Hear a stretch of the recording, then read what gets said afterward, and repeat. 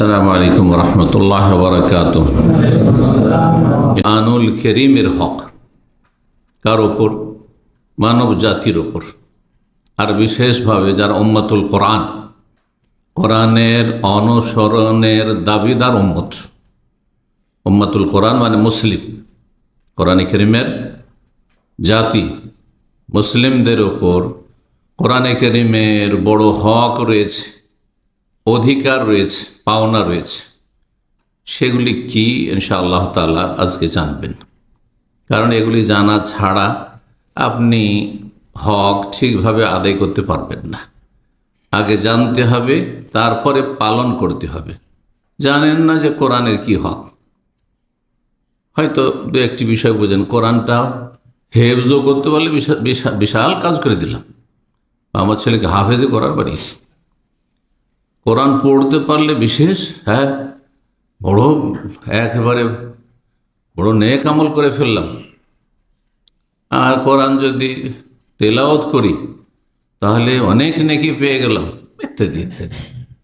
এতটুকু হয়তো এইরকম কিছু জ্ঞান আছে, বিক্ষিপ্ততাও ছড়িয়ে ছিটে, কারো কাছে কিছু কারো কাছে কিছু হইল। কিন্তু সবগুলি হক যতক্ষণ পর্যন্ত না জানবেন ততক্ষণ সেই হকগুলি আদায় করা সম্ভব হবে না। যেমন আপনি বাবা মায়ের হক যদি নাই জানেন যে হক বা কি, তা কিভাবে আদায় করবেন বাবা মায়ের হক? আপনি একজন স্ত্রী যদি স্বামীর হক কি তা না জানে তাহলে কিভাবে আদায় করবে? একজন স্বামী যদি তার স্ত্রীর হকের কথা না জানে তাহলে স্ত্রীর হক কি করে আদায় করবে? অবশ্যই অবহেলা করবে, অবশ্যই সেখানে সে অন্যায় করবে, অবিচার করবে, হক নষ্ট করবে। যার ফলে এই বিষয়গুলি আমাদের প্রত্যেকের জন্য, কারণ প্রত্যেকে আমরা কোরআনে কারীমে বিশ্বাসী। আর যারা অবিশ্বাসী, অমুসলিম, তাদের জন্য কোরআনে কারীম নাযিল হয়েছে হুদাল লিন্নাস। আল্লাহ বলছেন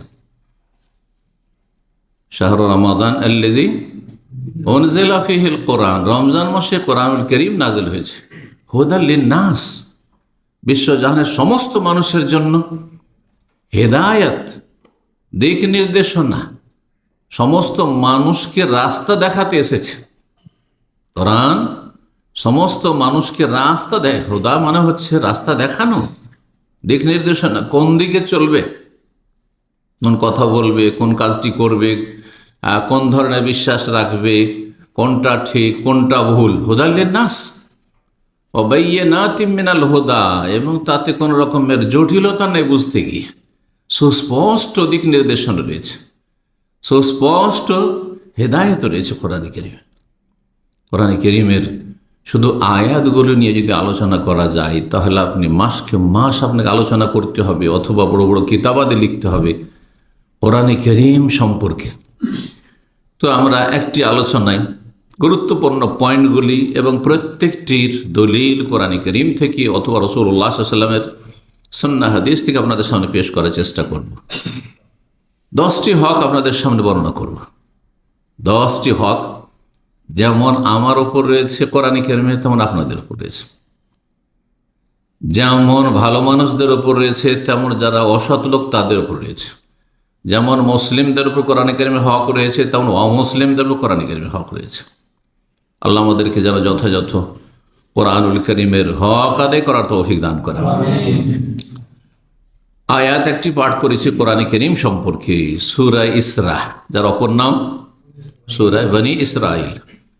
আয়াত নম্বর 9 আল্লাহ বলছেন, ইন্না হাযাল কোরআনা ইয়াহদি লিল্লাতী আকওয়াম, নিশ্চয় এই কোরআনে কারীম ইয়াহদি রাস্তা দেখায়, দিক নির্দেশনা দেয়, লিল্লাতী হে আকওয়াম সেই পথের, লিল্লাতী মানে লিত্তারিকাতিল্লাতী, সেই পথের দিক নির্দেশনা দেখায়, হে আকওয়াম যেটি সবচাইতে সোজা, সবচাইতে সোজা রাস্তা। সে সোজা রাস্তা ছাড়া আর অন্য কোনো রাস্তা জান্নাতে পৌঁছাবে না। সোজা রাস্তা, হে আকওয়াম, কায়েম মানে হচ্ছে যেটি দাঁড়ানো, দাঁড়িয়ে আছে, তো সোজায় দাঁড়িয়ে আছে। এ কায়েম থেকে কামা, এখন থেকে আকওয়াম, যেই ব্যক্তি সোজা পথে চলে, সোজা হয়ে চলে, জীবনে বক্রতা নেই, তাকে মুস্তাকিম বলা হয়। যে রাস্তা সোজা তাকে সিরাতে মুস্তাকিম, ইহদিনাস সিরাতাল মুস্তাকিম। দেখেছেন, এই মুস্তাকিম থেকে, কায়েম থেকে হচ্ছে হে আকওয়াম, ইসম তাফজিল, সবচেয়ে বেশি সোজা রাস্তা, যে রাস্তায় কোনো রকমের ঝুঁকি নেই, রিস্ক নেই, সেই রাস্তা দেখায় কোরআন কারীম। আর কি করে কোরআন? ইউবাশশিরুল মুমিনিনা আল্লাযীনা ইয়ামালুনাস সালিহাত। রাস্তা সবাইকে দেখায়, কিন্তু সুসংবাদ সবাইকে দেয় না। রাস্তা সকল মানুষকে দেখায়, সকল জিনকে দেখায়, কিন্তু ওয়াইবাশশিরুল মুমিনিন, মুমিনদেরকে কোরআন সুসংবাদ দেয়, আশ্বস্ত করে। কিসের? মহাপুরস্কারের জন্য। কারা মুমিনিন? শুধু ইমানের দাবিদার না, জন্মসূত্রে মুমিন। আল্লাযীনা ইয়ামালুনাস সালিহাত, যারা ভালো কাজগুলি করে, ভালো কথাগুলি বলে, খারাপ কথা কাজ থেকে বেঁচে থাকে, যারা নেক জীবন যাপন করার জন্য সচেষ্ট হয়। আল্লাযীনা ইয়ামালুনাস সালিহাত আন্না লাহুম আজরান কাবীরা, তাদের জন্য মহা পুরস্কার রয়েছে। কবির, কবির মানে বড়, বিশাল, বিশাল পুরস্কার রয়েছে। এই সুসংবাদ কোরআনে কারীম দিয়ে থাকে কাদেরকে? মুমিনদেরকে, যারা ইমানদার। আলহামদুলিল্লাহ বলুন। আল্লাহ যে ইমানের তৌফিক দিয়েছেন, ইসলাম গ্রহণের তৌফিক দিয়েছেন, ইসলামকে রক্ষা করে হেফাজতের তৌফিক দান করে জন্মসূত্রে যেটা পেয়েছি। অসংখ্য মানুষ আছে জন্মসূত্রে পরম্পরা ইসলাম পেয়েছে, হয়তো কয়েক শত বছর থেকে তারা বংশ পরম্পরা মুসলিম, কিন্তু ইমানের উপর নেই। তাদের কেউ নাস্তিক, তাদের কেউ সেকুলার, তাদের এগুলো সব কুফরি।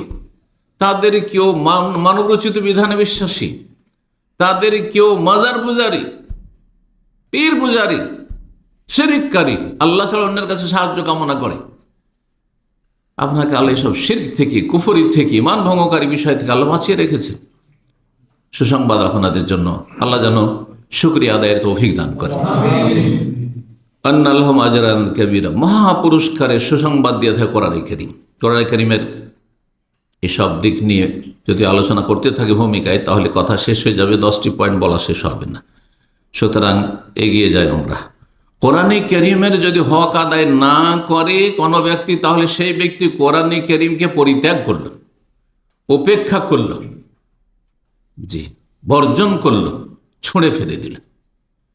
সূরা ফুরকান আয়াত নম্বর 33 আল্লাহ ইরশাদ করেছেন, এবং তাদের বিরুদ্ধে রাসূলুল্লাহ সাল্লাল্লাহু আলাইহি ওয়াসাল্লাম হাশরের মাঠে অভিযোগ করবেন। যারা কোরআনে কারীমের হক আদায় করেন, তাদের বিরুদ্ধে রাসূলুল্লাহ সাল্লাল্লাহু আলাইহি ওয়াসাল্লাম স্বয়ং আল্লাহর সামনে কি করবেন? আসামের কাঠগড়ায় নিয়ে আসবেন, হাজির করবেন ওদেরকে। আল্লাহর সামনে কেস দায়ের করবেন, কেস ফাইল করবেন রাসূলুল্লাহ সাল্লাল্লাহু আলাইহি ওয়াসাল্লাম। ওয়াকালা রাসূল, আল্লাহ বলছেন, রাসূল সাল্লাল্লাহু আলাইহি ওয়াসাল্লাম বলবেন সেদিন, ইয়া রব্বে, হে আমার রব, ইন্না কওমি ইত্তাখাযু হাযাল কুরআন মাহজুরা, আমার জাতি এই কোরআনকে পরিত্যাগ করেছে, কোরআনকে বর্জন করেছে। মাহজুরা, হাজর মানে ছেড়ে দেওয়া। এই জন্য কোনো গ্রাম যদি অনাবাদ হয়ে যায়, বিরান হয়ে যায়, কোনো মানুষ বাস করে না, সেটাকে বলা হয় কারিয়াতুন মাহজুরা, পরিত্যক্ত জনপদ। কোরআনে কারীম এমন একটি আসমানি মোবারক কিতাব, যে যারা কোরআনে কারীমের হক আদায় করে তাদেরকে আল্লাহ রাব্বুল আলামিন এই কোরআনের মাধ্যমে কি করেন? উঁচু করেন, উন্নীত করেন, সম্মানিত করেন, যেই সম্মান কোরআন ছাড়া কোথাও খুঁজে পেত না। বহু জাতিকে আল্লাহ সম্মানিত করেছেন, অথচ তারা সমাজের একেবারে নিম্ন স্তরে ছিল, সব দিক থেকে, সামাজিক দিক থেকে, পারিবারিক দিক থেকে, বংশীয় মর্যাদার দিক থেকে, অর্থের দিক থেকে, আর ক্ষমতার দিক থেকে, শারীরিক মানসিক শক্তির দিক থেকে, সব দিক থেকে একেবারে নিম্নমানের ছিল। গোলাম, দাস দাসী ছিল তারা। চিন্তা করুন, বেলাল একজন গোলাম, দাস, কালো কদাকার কুৎসিত, সুবহানাল্লাহ, আফ্রিকি, কিন্তু রাসূলুল্লাহ সাল্লাল্লাহু আলাইহি সাল্লামের মোবারক মসজিদ নবীর মিনারায় আজান দেওয়ার মর্যাদা হাসিল করেছে। রাসূলুল্লাহ সাল্লাল্লাহু আলাইহি সাল্লামের সামনে জান্নাতে আগে আগে হাঁটছে, আর রাসূলুল্লাহ সাল্লাল্লাহু আলাইহি সাল্লাম তার পায়ের জুতার স্যান্ডেলের আওয়াজ পাচ্ছেন। হাদিস জানেন না? চিন্তা করুন কিভাবে পৌঁছিলেন তিনি, অথচ তার এমনি পার্থিব কোনো মর্যাদাই ছিল না মক্কায়। ইন্না হাযাল কুরআনা ইয়াহদি লিল্লাতী আকওয়াম, শুধু আখিরাতের ক্ষেত্রে নয়, জান্নাতের ক্ষেত্রে নয়, দুনিয়ার ক্ষেত্রেও কোরআন সম্মানিত করে। তো হাদিসটি বলি আপনাদের সামনে, বহু জাতিকে, বহু মানুষকে আল্লাহর কোরআন দিয়ে সম্মানিত করেছেন, আর করছেন, আর করবেন। আর বহু জাতিকে কোরআনের মাধ্যমে আল্লাহ নিচে নামিয়েছেন, নামাচ্ছেন, নামাবেন। বলছেন রাসূলুল্লাহ বলছেন, ইন্নাল্লাহ ইয়ারফাউ বিহাযাল কিতাব আকওয়ামান ওয়া ইয়াদাউ বিহি আখারিন, নিশ্চয়ই আল্লাহ রাব্বুল আলামিন কি করেন, ইন্নাল্লাহ ইয়ারফাউ বিহাযাল কিতাব, এই কিতাব, আল কিতাব দি, আল কিতাব কোন কিতাবের নাম? আলিফ লাম যালিকাল কিতাব, আল কিতাব। কোরআনের শুরুতে কোরআনে কারীম কি বলা হয়েছে? আল কিতাব, যেটি সবচাইতে মূল্যবান পুস্তক, গ্রন্থ, তাকে আল কিতাব বলা হয়। মূলত সেটি হচ্ছে আসল পুস্তক, সেটি হচ্ছে আসল গ্রন্থ। আর সমস্ত গ্রন্থ, সমস্ত লেখনী তার মুখাপেক্ষী। ইন্নাল্লাহ ইয়ারফাউ বিহাযাল কিতাব, এই কিতাবের মাধ্যমে আল্লাহ ওপরে উঠান, রাফা ইয়ারফাউ মানে ওপরে উঠান, সম্মানিত করেন, উন্নীত করেন। আকওয়ামান, কওমের বহু বচন, বহু জাতিকে, বহু জাতিকে। আজকে চিন্তা করুন, যারা সারা বিশ্বে ছড়িয়ে ছিটিয়ে মুসলিমরা আছে, সে সংখ্যালঘু হোক আর সংখ্যাগরিষ্ঠ হোক, মালয়েশিয়া, ব্রুনাই, ইন্দোনেশিয়া, তারপরে যেসব এলাকা মুসলিম সংখ্যা, চিন্তা করুন কত দূর কাফের অঞ্চল পার করে সেখানে কোরআনের আলো পৌঁছেছে। আর তারা সৌভাগ্য তাদের হয়েছে, তারা ভাগ্যবান হয়েছে, খুশনসিব হয়েছে। চিন্তা করুন তো দেখি, মাঝখানে বহু জাতি কাফের পৌত্তলিক থেকে গেছে, ইহুদি নাসারা থেকে গেছে, পথভ্রষ্ট থেকে গেছে। যারা দুনিয়ার ম্যাপ সম্পর্কে ভৌগোলিক জ্ঞান রাখেন, তারা ভালো করে বুঝছেন, জি, কোরআন দিয়ে বহু জাতিকে আল্লাহ উপরে উঠিয়েছেন, দুনিয়া এবং আখিরাতে। ওয়াযাউ বিহি আখারিন, আর বহু জাতিকে আল্লাহ রাব্বুল কোরআনের মাধ্যমে কি করেন? লাঞ্ছিত করেন, অপদস্থ করেন, নিচে নামিয়ে দেন, মাটিতে মিশিয়ে দেন।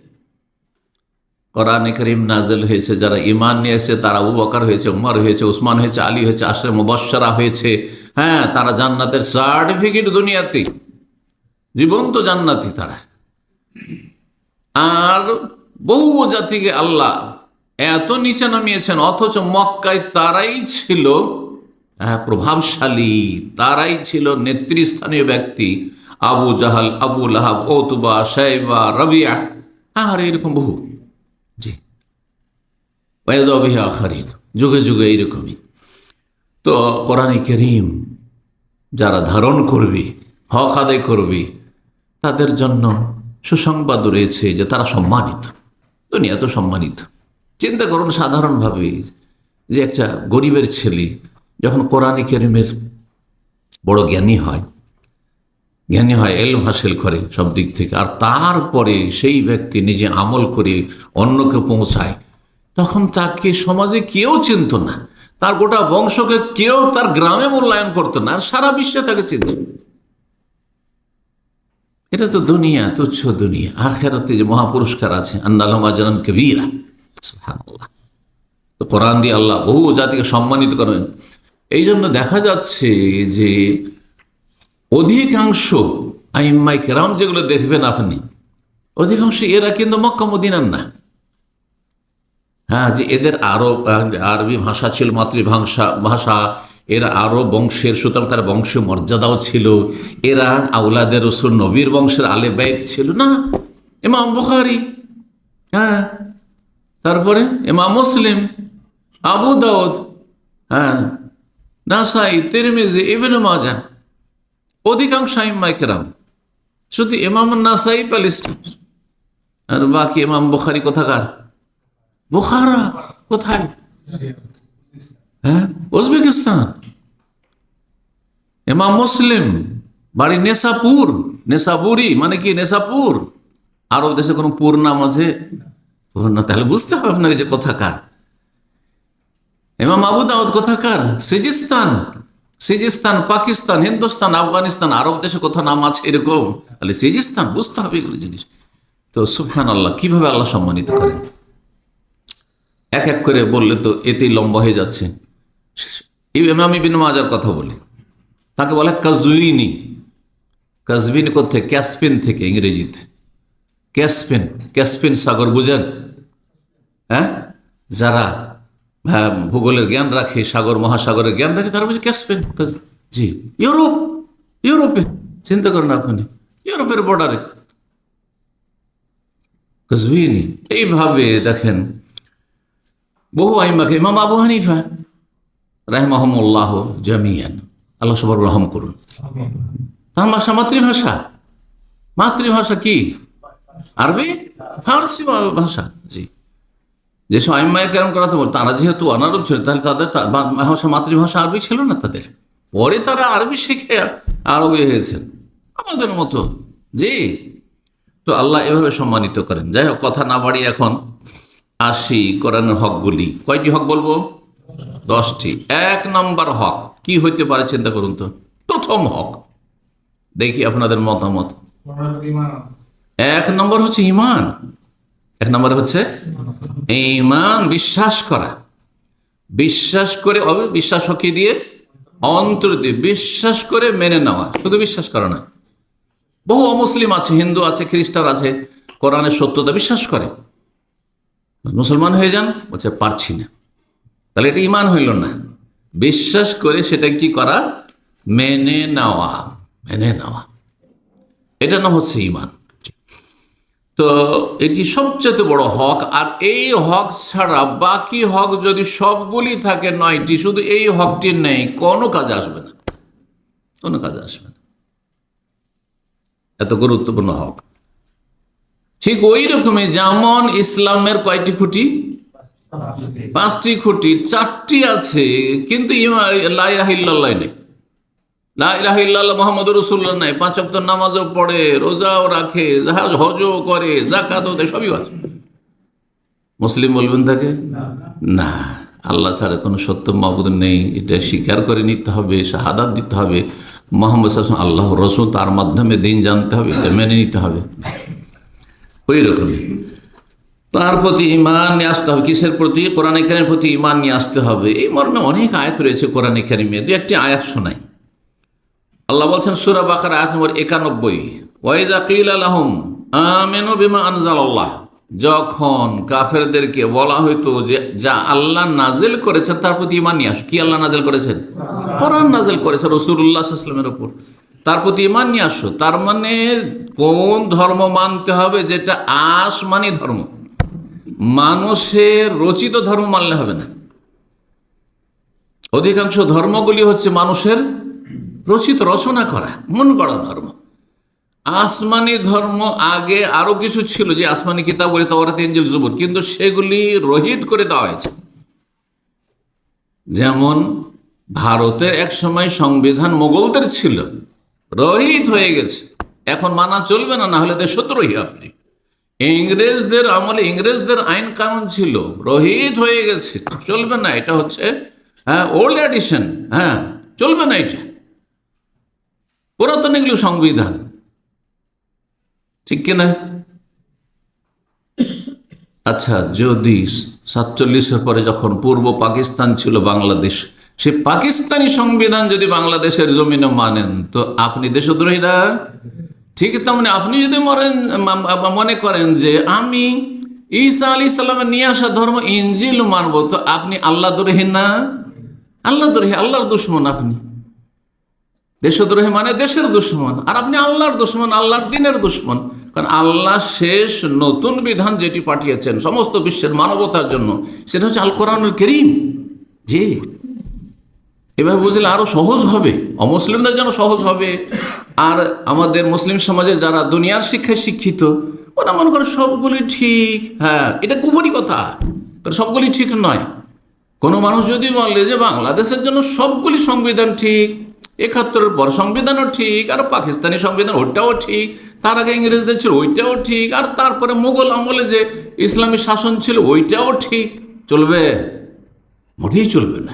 জি, তাহলে আপনি দুনিয়া ভালো করে বুঝছেন, কিন্তু আপনি দিন ভালো করে, জান্নাতের রাস্তা ভালো করে বুঝছেন না। আপনি দেশে নিরাপদ থাকতে হবে, হ্যাঁ, আসামের কাঠগড়ায় দাঁড়াইলে হবে না, এইটা ভালো করে বুঝছেন, কিন্তু হাসর মাঠে আসামের কাঠগড়ায় যাবেন আর বুঝবেন না বিষয়টি। আগে এটা বুঝতে হবে আপনি। আল্লাহ বলছেন, যখন তাদেরকে বলা হয়তো আমেনু বিমা আনজালাল্লাহ, আল্লাহ যা নাযিল করেছেন তার প্রতি ঈমান নিয়ে আসো, কালু, তারা বলতো নুমিনু বিমা উনজিলা আলাইনা, বিশেষ করে ইহুদিরা, আমাদের জন্য নাযিল করা তাওরাত ওইটা মানবো।